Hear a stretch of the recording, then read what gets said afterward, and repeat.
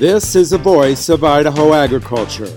Each week we bring you agriculture news and perspective.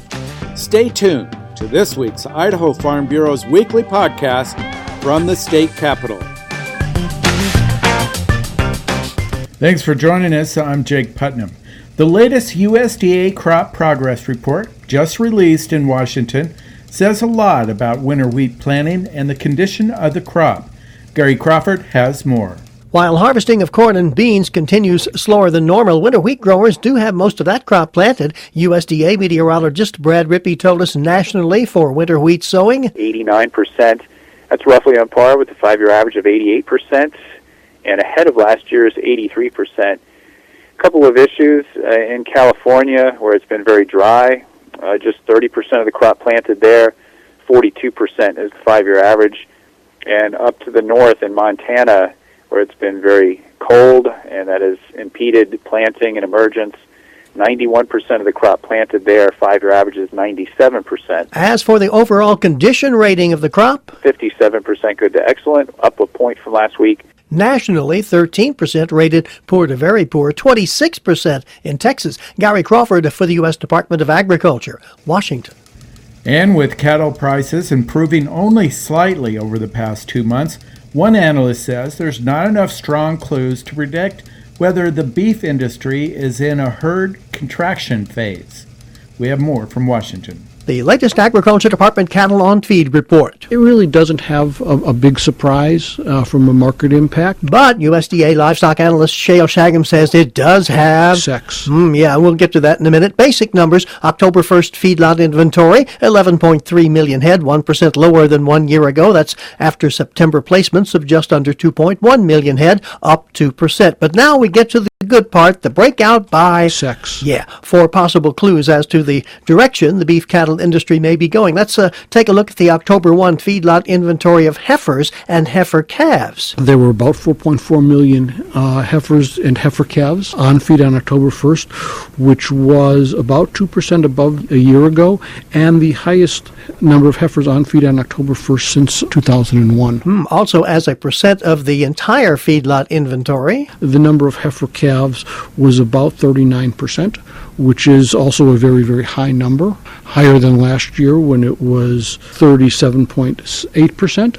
So it implies that there are a lot of female animals which might have been kept for breeding, which are now sitting in feedlots. So that's maybe a hint that we might be in a herd contraction phase. Also, Shale Shagam says cow slaughter, beef cow slaughter, it's running a bit above where it was a year ago. So that could be also a sign that producers may not be holding back some of their females for expansion in the herd. But that's a may not. And of course, prices are the major motivator for changes. Shale Shagam says right now, steers are averaging about $110 a hundredweight. That's about the same price as it was a year ago.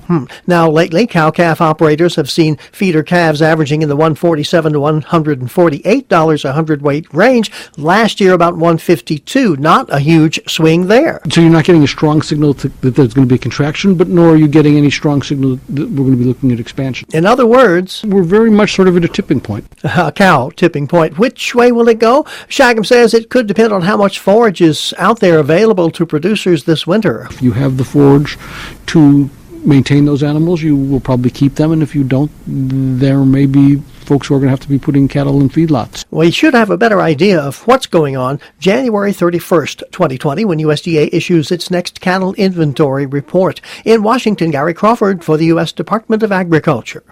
The American Farm Bureau Federation says recent legislation to address farm labor challenges could do more for farmers and ranchers. Michael Clements has more. Legislation introduced in the House of Representatives seeks to improve farm labor regulations, but the American Farm Bureau Federation says there's room for more progress. Allison Crittenden, AFBF Congressional Relations Director, says the Farm Workforce Modernization Act makes several changes to farm labor provisions. Title Title I of the bill focuses on providing an adjustment of status for farm workers who are currently undocumented or improperly documented. Title II of the bill has changes to the H-2A program application process, as well as grants access to year-round agriculture and makes some tweaks to the AOR methodology and how those wage rates are reported out.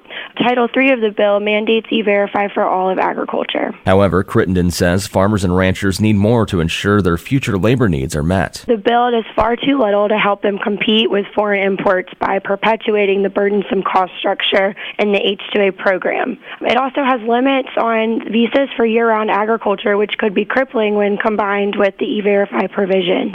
We're looking to remedy these shortcomings to make sure that we have a guest worker program in place that meets the needs of agriculture today, but also in the years to come. Crittenden says farmers and ranchers need to be a part of the farm labor conversation in Washington. It's important for farmers to continue that conversation with their lawmakers here in Washington and ask them to make substantive changes to this legislation that will help farmers remain cost competitive. Michael Clements, Washington.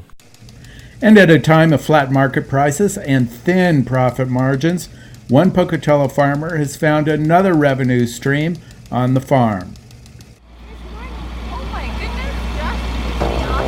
West of Pocatello at Swore Farm, you'll find a vibrant operation. A truck farm that produces just about everything. This time of year, it's pumpkins and even a corn maze.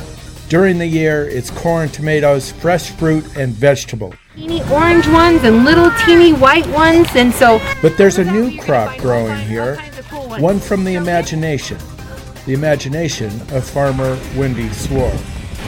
You're also an author. I am. I just signed a 2-book deal.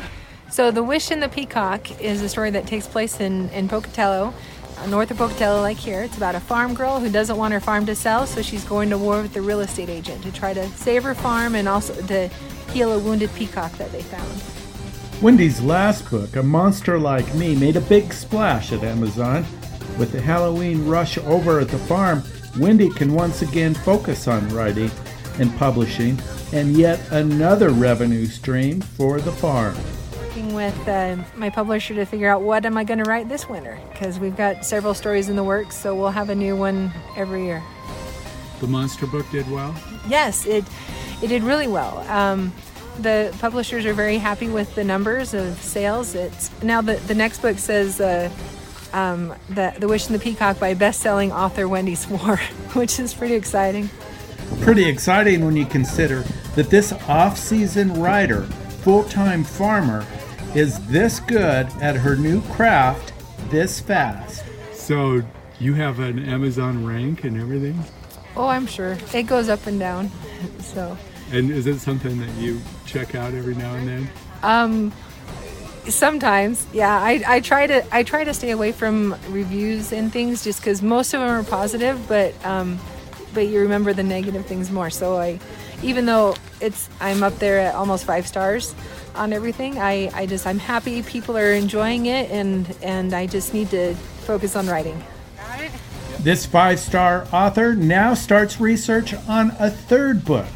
Look for Wendy's The Wish and the Peacock on Amazon February 4th. That's it for this week's podcast. You can drop us a line on Twitter or on Facebook and tell us what you thought of this week's program. For Steve Ritter, this is Jake Putnam and the voice of Idaho Agriculture.